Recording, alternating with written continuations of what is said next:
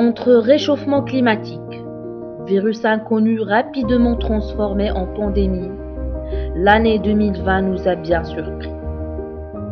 Nous étions bien loin de nous douter en célébrant la fin de l'année 2019 le 31 au soir, que celle qui suivrait nous plongerait dans une sorte d'interminable stupeur. Après les terribles incendies de fumée en Australie, vient le chapitre suivant.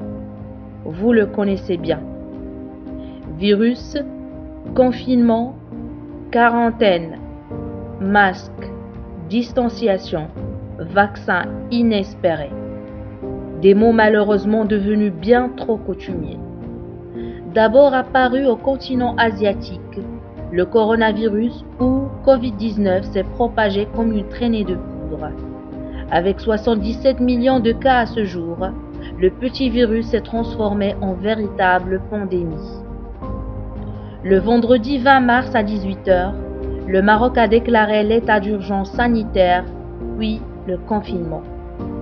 Et parmi les mesures qui ont été mises en place, c'était les études à distance. Cette expérience restera inoubliable pour les enseignants, les élèves, leurs parents et pour tous les Marocains.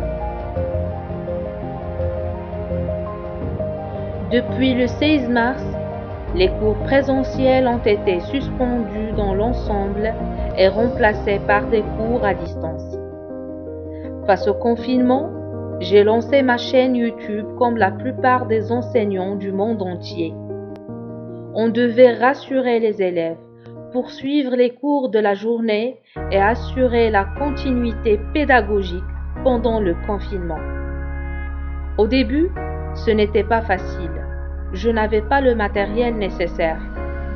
Ma première vidéo était enregistrée et présentée sur l'ardoise de mon petit garçon. Je me rappelle bien que c'était la révision d'une leçon qu'on a déjà faite avant le confinement. Oui, il s'agit bien de la formation des adverbes en mots. Après l'enregistrement de cette vidéo, j'étais surprise et très émue des retours des élèves et des inspecteurs.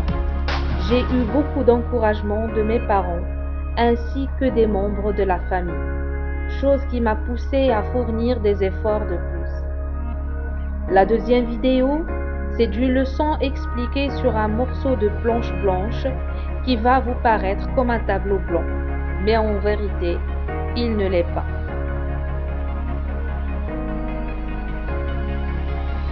Par la suite, l'établissement dans lequel je travaille nous a donné des tableaux. Pour de vrai, c'était mon jour J. Et je me suis dit que là, je dois continuer à travailler pour développer le contenu de ma chaîne YouTube. J'avoue que j'allais doucement, mais sûrement.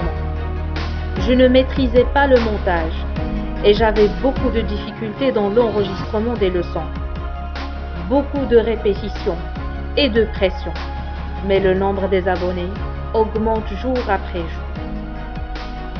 Je veux bien vous tirer au clair que malgré les contraintes, j'ai commencé à trouver du plaisir en préparant les leçons que je publie sur ma chaîne YouTube. Du coup, à cette année scolaire, j'ai essayé d'évoluer le contenu de ma chaîne en présentant des leçons préparées sur PowerPoint. Et j'ai commencé à faire le montage avec des logiciels plus avancés. À part les inconvénients, le confinement avait beaucoup d'avantages. À ce jour, je ne retiens que du positif de cette expérience. J'ai appris à avoir la flexibilité, à m'adapter à tous les rythmes et à être plus pratique. Merci beaucoup à toute ma famille, à tous mes amis et mes collègues de travail pour leur soutien, encouragement et amour. Merci beaucoup mes chers abonnés, je vous aime énormément.